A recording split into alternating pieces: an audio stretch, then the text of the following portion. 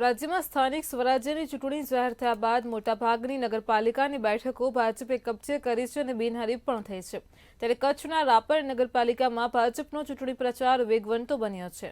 પ્રદેશ ભાજપના ઉપપ્રમુખ ગોવર્ધન ઝડફિયાએ રાપરમાં સભા યોજી હતી તેમજ ચૂંટણીને લઈને વિવિધ વોર્ડમાં પણ પ્રચાર શરૂ કર્યો છે। રાજ્યમાં 66 નગરપાલિકાની ચૂંટણીઓ ચાલી રહી છે। એના ભાગરૂપે રાપર અને ભચાઉ પણ જિલ્લામાં 2 નગરપાલિકા ચૂંટણી ચાલે છે। ભચાઉમાં તો બોર્ડ એમનેમ બની ગયું છે।